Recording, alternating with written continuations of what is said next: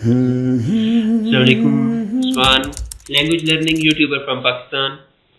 अभी हम लोग इजिप्शियन हायरोग्लिफ्स सीख रहे हैं और बहुत ही इंटरेस्टिंग है क्योंकि हम लोगों के सामने अमूमन एंशियंट इजिप्शियन पिरामिड्स और इस तरह की बिल्डिंग्स के अंदर कुछ सिंबल्स सामने आते हैं और दिल करता है कि यार ये सिंबल्स में क्या लिखा हुआ है, ये हम लोग भी सीखें।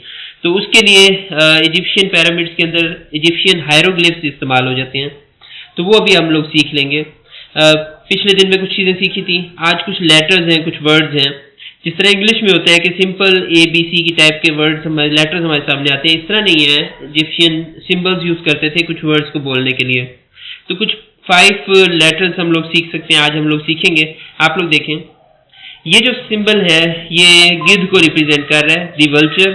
और इसको अगर हम लोग बोलेंगे तो बिल्कुल इंग्लिश के लेटर ए की तरह बोलेंगे। हो सकता है कि केसेस में ये सिंबल साइलेंट भी रहे, लेकिन अमूमन इसे ए की तरह हम लोग बोलेंगे। तो गिद्ध को आप लोग ए से मिला सकते हैं कि गिद्ध आया कहीं पे नजर, तो उसका मतलब है ए लिखा हुआ है। अब ये जो सिंबल है, इसे ये एक तयशुदा कपड़ा है, फोल्डेड क्लॉथ, और इसे आप लोग बोलेंगे एस की तरह। जिस तरह इंग्लिश का वर्ड एस है, एस फॉर स्मॉल, एस की तरह बोलेंगे। और ये है एक तयशुदा कपड़ा, फोल्डेड क्लॉथ। अब ये जो सिंबल है ये सिंगों वाला सांप है, ये हमने लास्ट डे भी पढ़ लिया था, सिंगों वाला सांप। और इसे हम एफ की तरह पढ़ेंगे, जिस तरह एफ है।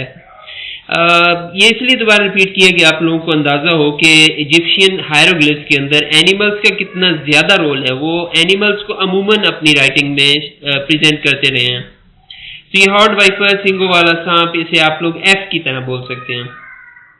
अब ये जो सिंबल है, खुला हुआ मुंह, ओपन माउथ, इसे आर की तरह बोलेंगे। जैसे इंग्लिश वर्ड आर है, तो ये आर की तरह बोला जाएगा।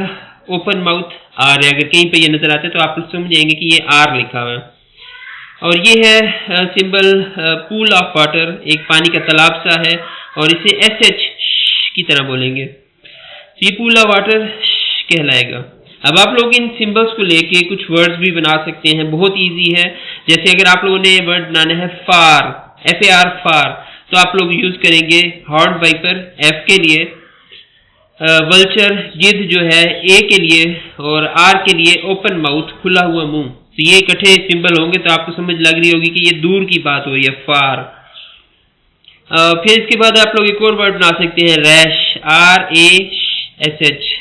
तो आर के लिए आप लोग यूज करेंगे ओपन माउथ, खुला हुआ मुंह। ए के लिए यूज करेंगे वल्चर, गिद्ध। और एस एच के लिए आप लोग पूल ऑफ वाटर, पानी का तालाब जो है उसको इस्तेमाल करेंगे। तो रैश वर्ड बन जाएगा इससे।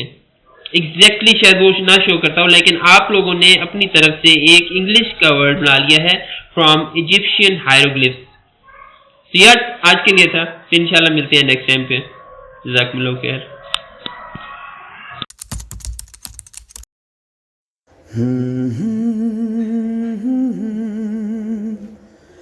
Hmm.